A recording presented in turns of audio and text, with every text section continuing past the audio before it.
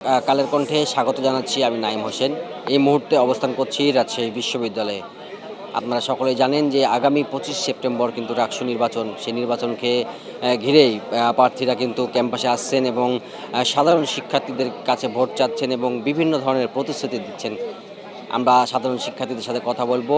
কী ধরনের প্রতিশ্রুতি পাচ্ছেন তারা এবং কতটুকু তা পালন করতে পারবে বলে মনে করছেন? যেগুলো কিছু প্রতিশ্রুতি আছে, যেমন গবেষণার বিষয়ে টাকার কিছু বা ফান্ডিংয়ের ব্যাপারগুলো, এগুলো যদি চেষ্টা করে, যদি আসলে সংগঠিতভাবে সবাই যে হেল্প করে, একপাক্ষিকভাবে হয়ে গেলে তো হবে না।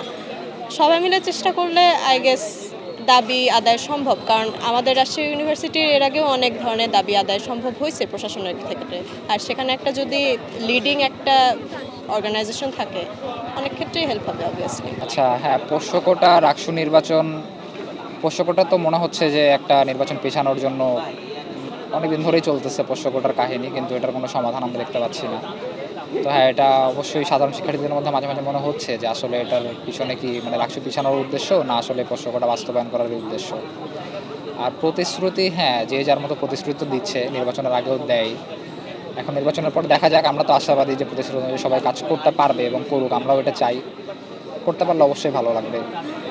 বসুন্ধরা টিস্যু, অশুদ্ধতার বিরুদ্ধে এক বিন্দুও ছাড় নয়। আচ্ছা, প্রতিশ্রুতি তো অনেকগুলাই দিচ্ছে, তো যার মধ্যে সেরকম যে আসলে মন থেকে করতেছে, তা আমার মনে হয় অনেকগুলি পারবে। আবার যারা হয়তো ভোটে দাঁড়ানো দরকার এই জন্য প্রতিশ্রুতি দিচ্ছে, তারা তো আসলে পালন করবে না। তো এটাই হচ্ছে বিষয়। হ্যাঁ হ্যাঁ, উৎসবমুখর পরিবেশ প্রচারণাতে আমার মনে হয় 25 তারিখেই হবে। আন্দোলন খুব বেশি দূর গড়াবে না আমার মনে হয়। এটা আমার পার্সোনাল অপিনিয়ন। প্রতিশ্রুতি তো দেওয়া হচ্ছে, মূলত হচ্ছে সব কিছু নেই, কিন্তু মেন যেগুলো কাজ হচ্ছে যে একাডেমিক, তারপরে হলগুলো নিয়ে কাজ করার, এগুলো আর কি সবাই বলতেছে আর কি। তো এগুলো করার মনে হয় চ্যালেঞ্জিং হবে অনেক সবার কাছে আর কি। তো আমি মনে করি হচ্ছে চ্যালেঞ্জ থাকলেও, যেহেতু হচ্ছে আমরা জুলাই বিপ্লবে আন্দোলন করি, একটা সরকার পতন ঘটছে আর কি, সেই জায়গা থেকে আমি মনে করি আমরা যারা আছি আর কি জেনজি, তো আমরা যদি চাই আর কি সম্ভব আর কি। যারা আসবে যদি আমরা হেল্প করি এবং তারা যদি চাই, তো সমস্যাগুলো সমাধান করা সম্ভব। যদিও পসিবিলিটি কমই মনে হচ্ছে আমার পার্সোনালি আর কি, তারপরেও সম্ভব আর কি যদি চাই। আসলে পুষ্যকোটার আন্দোলনটা আসলে হঠাৎ করে নির্বাচনের আগে আর কি, এই যে 2 দিন আগে থেকে আবার করছে, তো মনে হচ্ছে হবে আর কি সম্ভব।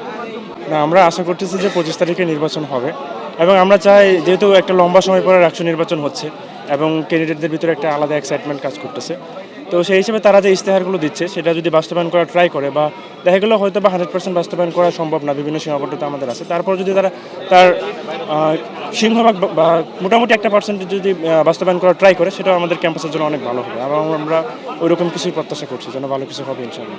অনেক চ্যালেঞ্জ তো আছেই, আর এখন যে বর্তমান প্রজন্ম, আমি মনে করি তারা সবাই চ্যালেঞ্জ নিতে প্রস্তুত।